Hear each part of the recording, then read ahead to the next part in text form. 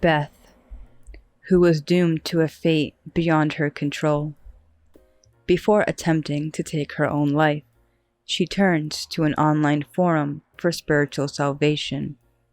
Beth is about to take her life, and the forum's harsh words are flying around.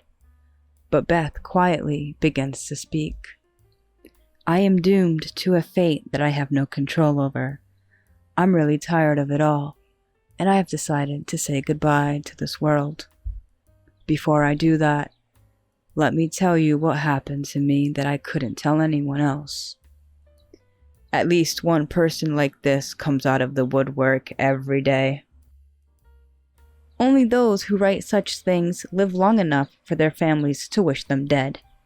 Just like my grandma, we're not busy, so we don't mind listening. But are you okay with the harsh opinions that tend to come out of these types of forums? Of course, I'm okay with it, because I'm prepared to die. Oh, that's humbling. That's how much it bothers you, huh? You can talk all you want about it here. Thank you. I am a 30-year-old single mother with one son in elementary school. The father of my son is a guy I was dating when I was 18, and as soon as I told him I was pregnant, he left me. Ugh, that sucks. You gave birth to your son by yourself? Yes, I gave birth to my son alone, without telling anyone. You're only 18, right? You didn't have any family or anyone to turn to? My parents were gone by then, and I had a twin sister, who I had already lost touch with. I see. It must have been hard for you to be all alone. My son was born and treated as a child out of wedlock. I worked like hell to raise my son, and with the support of the government, I managed to raise him well. In particular, the people at the company I work for were very understanding of my situation and helped me in every way they could. I am still grateful for their support. It was difficult at first, but by the time my son entered elementary school, I was able to settle down a bit. My son has been athletic from a young age and has been a member of his elementary school's soccer club since he was in first grade. He is usually a quiet boy, but when he is playing soccer, he gets more social. Mom, I'm going to practice today. See you.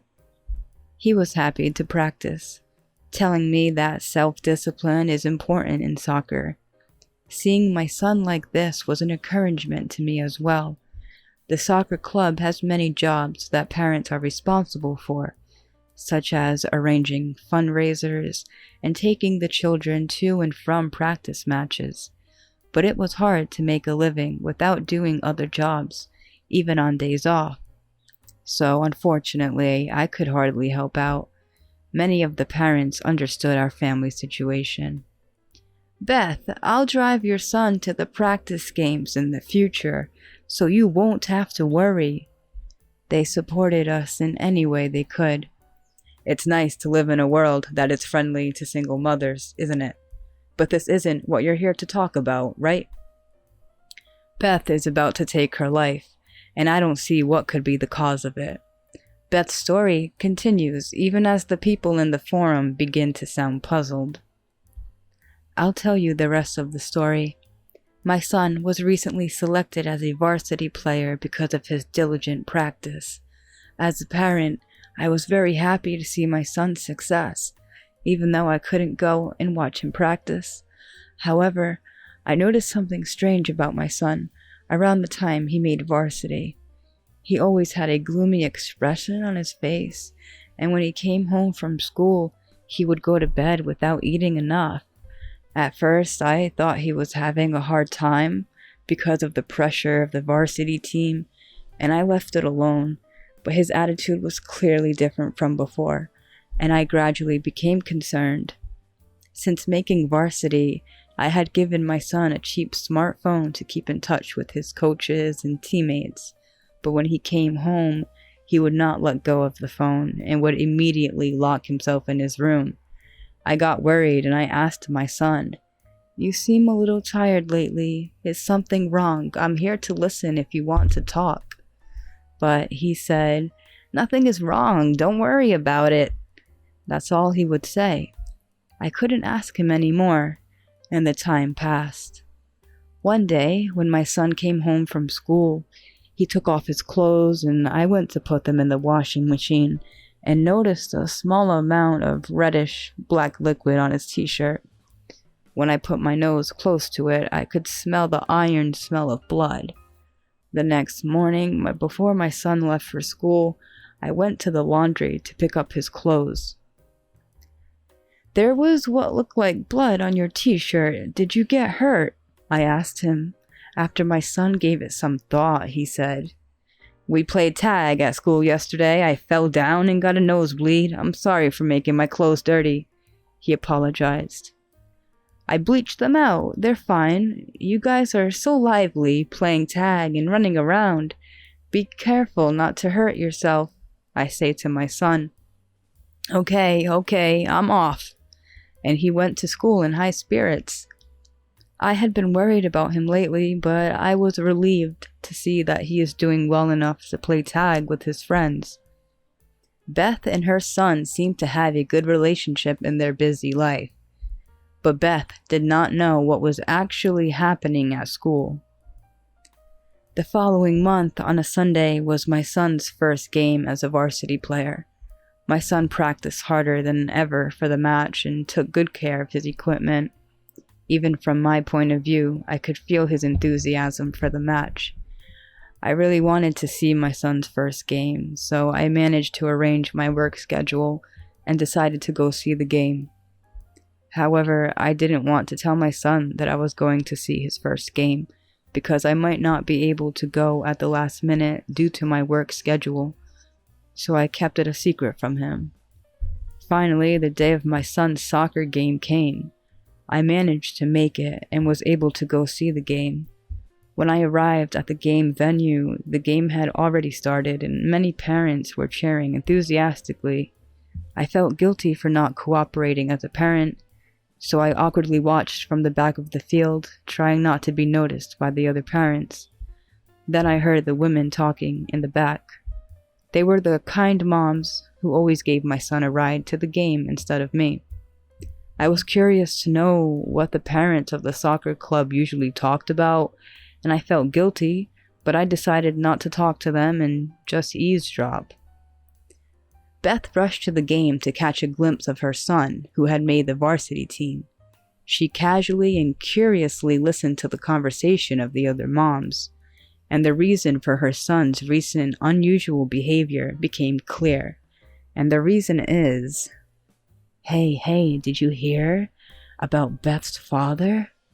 "Yes, I heard. I was skeptical when it came out in a group message, but then I Googled it and I was surprised to find out it was true." My mom's friends were talking about my dad. "The daughter of a murderer is Ben's mother, which means Ben has the murderer's DNA running in his veins." I know, it's scary when you know about the case. Beth's son is usually so quiet, so it's even more scary. Wait a minute, this is quite a shock. What do you mean? Does it mean your dad is a bad guy? Beth's mom's friends gossiped about her son. Beth was surprised and saddened when she heard the rumors. Oh, they finally found out. I despaired when I heard their conversation. I had a secret about my family that I couldn't tell anyone. My father had committed a crime 25 years ago. He killed my uncle, his own brother, in a drunken argument at a party. There had been a lot of family troubles, such as fights over the inheritance and so on. But, of course, my father was arrested and imprisoned for murder after a trial. A few years later, he got sick and died in prison. After the incident my father caused, my mother was also looked at coldly by all the relatives, and she gradually became mentally ill. Because we were from the countryside, pretty much everyone in our town cut us off. Even as a child, I was aware of the unusually cold attitude of the people around me at the time. The harassment escalated gradually. They put a piece of paper on my front door that said murderer. I had no idea you had such a terrible past. It's certainly a fate you can't control. They say the strife between immediate family members has deeper roots than strangers. That's true.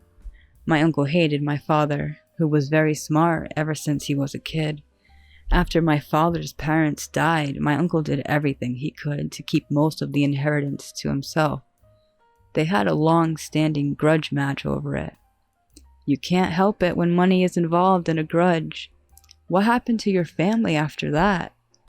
My mother, who was mentally ill, couldn't take care of us very well and spent every day at home in a daze.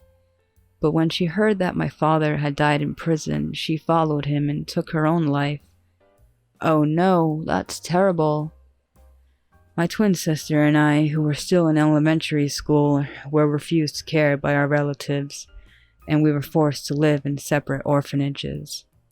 Life there was terrible, but I won't go into that here. I know how hard it is. I was in one too. It must have been rough. When I turned 18, I left the orphanage and met my ex. Looking back, he was a lax, no good man, but I didn't know that at the time. I just wanted someone to be there for me. But as soon as he found out I was pregnant, he left me too. My life up to that point had been hard. But when my son was born, I felt for the first time that I had a reason to live. Of course, I never told him about my father. When he asked me about him sometimes, I told him that both my parents had died of illnesses when I was a child.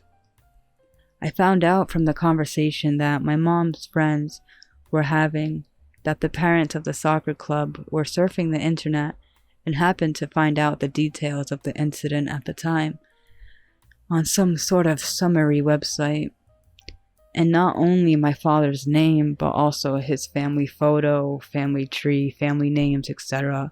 were written like a correlation chart, and they identified me as the murderer's daughter by age and name. Seriously though, I've seen a lot of case compilation sites. I like to look at them a lot too, and some sites don't mind posting the family's real names and pictures of them. The people on the forum were surprised by Beth's shocking confession. The tragedy of having her father's unchangeable past as a murderer re-exploited by the internet. Were they upset that they may be part of this tragedy? Beth's story continues amidst their turmoil. I heard from a mom friend that a parent told her child that Ben's grandfather was a murderer, and then the word spread among the kids in the club. When the upperclassmen found out about it, they started bullying my son out of spite, chasing him every day and harassing him in every way possible. I was too shocked to be there and went home. When my son came home from the game after we had finished eating, I took the initiative and told him that I had gone to the game today, without telling him about the incident my father had caused in the past. My son listened to my story in silence, but when he finished listening to me, he began to shed tears. Then he said to me, "Mom, do I have murder running through my veins?" He asked me, crying loudly. I then hugged him tightly and waited for him to calm down. "I'm sorry for making you feel like this," I cried with my son. After some time, I was able to get my son to calm down and tell me more about it. As I heard from the mom friends, my son had been bullied by an upperclassman in the same club. He had blood on his clothes because he was chased by them and fell down and got a bloody nose. The senior student told the kids in his class about the rumor, and the kids who used to be his friends have gradually started to distance themselves from him, and he has become isolated in his class. The reason he was on the phone for so long was so that I wouldn't see the horrible things people were saying in the group messages. If he blocked them, they would bully him more the next day, so my son had to just sit and bear with it. "Your grandpa is a murderer. Don't come to school anymore. It's disgusting. There is someone at the school who has criminal DNA. I wonder who it is. And a whole parade of other posts that I couldn't bear to see were some of the things that were said. I despaired that my son was suffering from the same emotional scars I had suffered as a child. I did nothing wrong, but no matter where I go, people cannot separate a family member from the criminal. I already know that in this day and age of the internet, no matter how many times I ask for it to be deleted, it is impossible to pretend that a certain incident never happened. I have been living my life by deceiving myself, but I have no more energy to live my life thinking that this abomination fate will befall my son. I know from experience that the government will take care of my son, even if I am gone. Wait. You know firsthand how terrible orphanages are, right? Anyway, there is something you can do about it, like moving or changing schools, so don't do this, Beth. All the forum members started to make a fuss to stop Beth from killing herself, but Beth was determined. I think it's the same no matter where I go. Thank you all for your concern, but I'm really tired of it all. I'm not going to let my son go down the same road as me. I'm so glad you all finally listened to me. I wish I had a place like this when I was a kid. Thank you all for listening. With those words, Beth left the forum. The people in the forum continued to call out to Beth, but she never returned. The unjustified slander on the internet is not a matter of ignorance for anyone, and the people on the forum continued to argue about it. A year passed, and Beth returned to the forum again. A year ago, I posted here before I planned to commit suicide because I was worried that my father was a murderer and that the internet had revealed that he was a murderer and that even my son had been harmed from that. Does anyone remember this?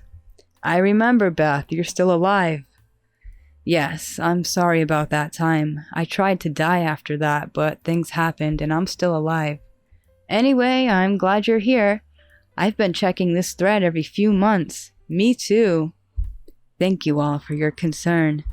Can I share with you all about what happened afterwards? I'm all ears. Please tell us. Yes, I'm sure it's been hard for you. Alright, I actually had insomnia since I was young, so my psychiatrist prescribed sleeping pills for me. But those pills did not work well, and I kept them in case I wanted to die someday. After that post, I quit my job without telling anyone, and while my son was at school, I took the large amount of pills I had saved all at once. I left a suicide note because my son would be the first to find me when he came home. I felt like a terrible mother for committing suicide at home, but I couldn't think about it at that time. I kept apologizing to my son in my fading consciousness.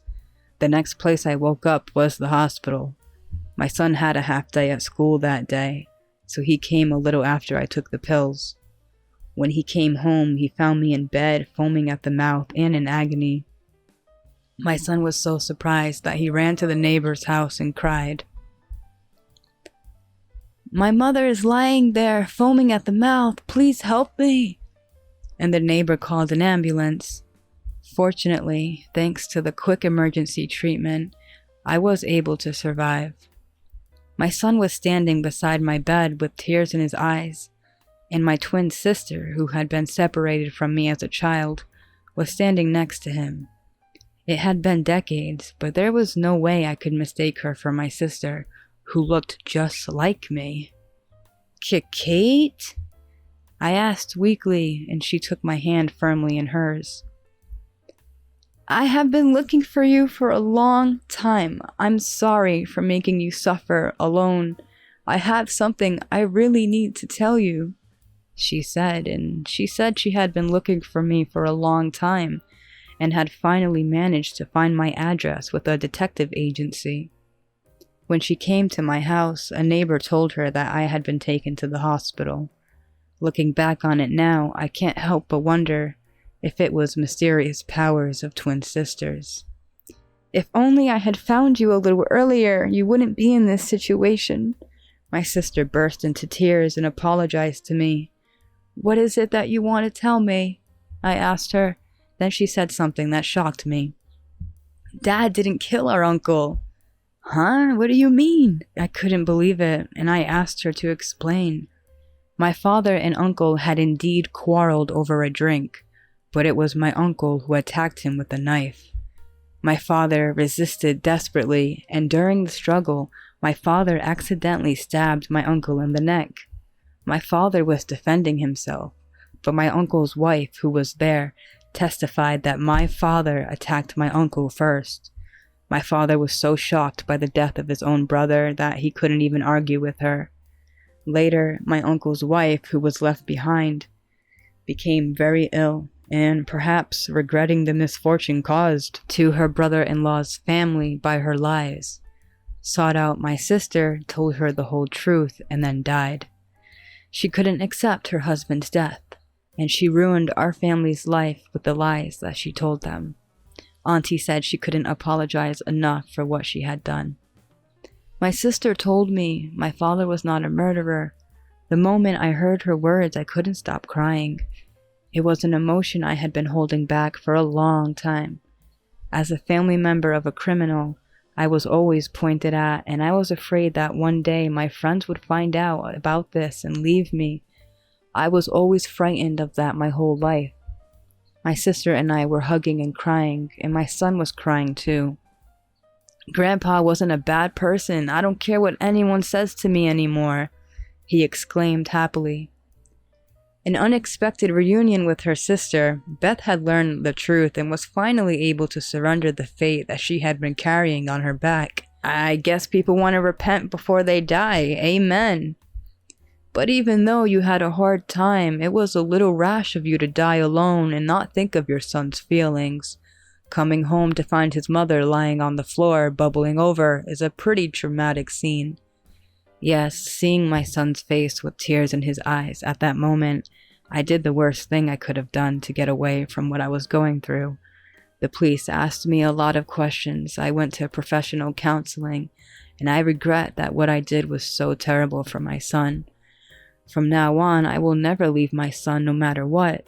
I was discharged from the hospital and returned to my normal life with my son. I am in frequent contact with my sister, who has reopened her home. My sister and I decided to join a community service organization and do what we can to help those who are suffering as we did. My son has gradually stopped being bullied at school by taking a firm stand. I believe that both my son and I have become more bonded through this experience. The other day, my son and I went to visit the grave where my parents are buried. I prayed silently that my mother's heart would be at peace. "I see. I'm glad your heart is a little lighter. The internet is a scary place. It can drive people to the brink without their knowledge. We'll be careful too. Thank you so much. My son and I will continue to live well together." And with that, Beth left the forum. If the victim has a family, so does the perpetrator. The members of the forum, too, were emotionally moved by Beth's story.